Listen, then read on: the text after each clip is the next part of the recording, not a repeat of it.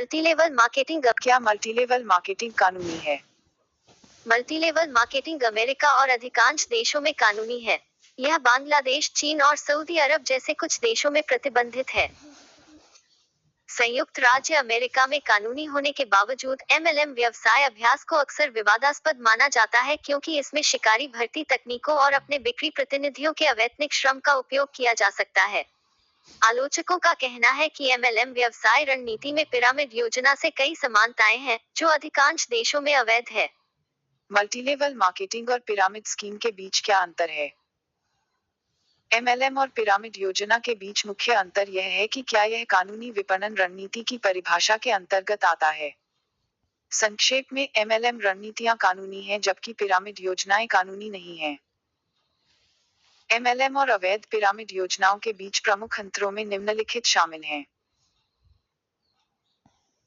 Pyramid योजनाएं बिक्री team के नए सदस्यों की भर्ती करने की कोशिश करने वाले कर्मचारियों पर सबसे अधिक ध्यान केंद्रित करती हैं, जबकि एमएलएम रणनीतियों में एक व्यापक व्यावसायिक रणनीति के हिस्से के रूप में भर्ती शामिल होती है, जिसमें उत्पादों की बिक्री भी शामिल होती है।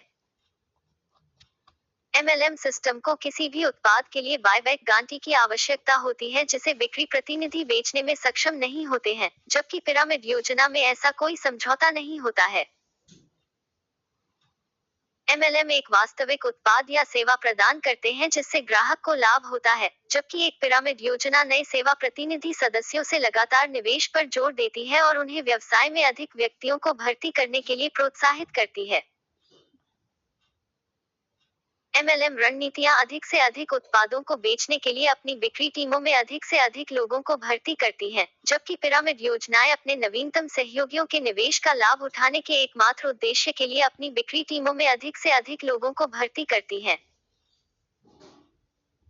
एमएलएम रणनीतियां बिक्री प्रतिनिधि से अपने उत्पादों की न्यूनतम मात्रा खरीदने के लिए कह सकती हैं, लेकिन पिरामिड योजनाएं किसी व्यवसाय के मालिक द्वारा उनके लिए काम शुरू करने के लिए अनुबंध पर हस्ताक्षर करने से पहले बहुत बड़े निवेश की मांग करती हैं। एमएलएम व्यवसाय प्रथाओं में प्रतिनिधियों को बेचने के लिए लक्षित उपभोक्ता पर ध्यान केंद्रित करने के लिए अनुसंधान और एक रणनीति शामिल है, जबकि पिरामिड योजनाओं में अंतिम उपयोगकर्ता पर बहुत कम या कोई फोकस नहीं होता है। एमएलएम रणनीति में एक बिक्री प्रतिनिधि को उनकी बिक्री या उनके भर्ती किए गए लोगों की बिक्री के लिए कमीशन प्राप्त हो सकता है। हालांकि एक पिरामिड योजना में प्रतिनिधि को केवल अपने नीचे अधिक सदस्यों की भर्ती के लिए कमीशन प्राप्त होता है।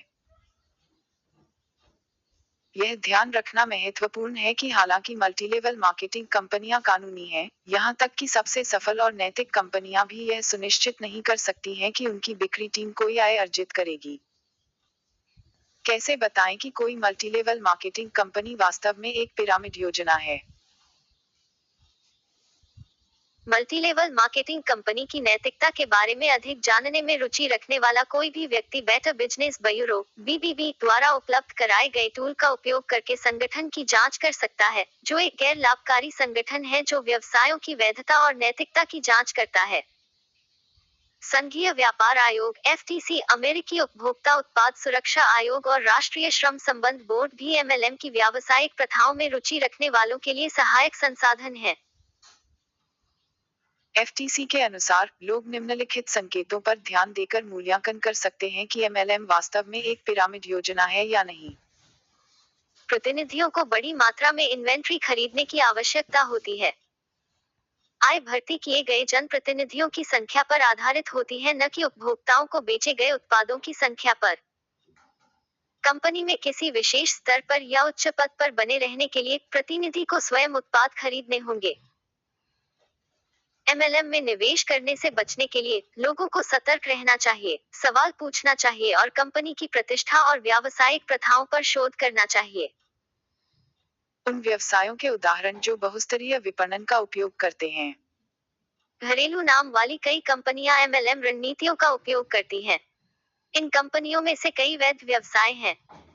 हालांकि अन्य लोगों ने विवादों का अनुभव किया है, जिनमें पिरामिड योजनाओं का उपयोग करने के आरोप, धोखाधड़ी के आरोप, वर्ग कार्रवाई के मुकदमे और प्रतिभूति धोखाधड़ी के उदाहरण शामिल हैं।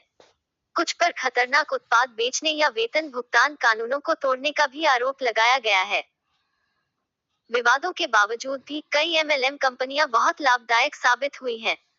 सबसे लाभदायक एमएलएम कंपनियों में से एक एमवे है, जिसकी कीमत 2020 में $8.4 बिलियन थी।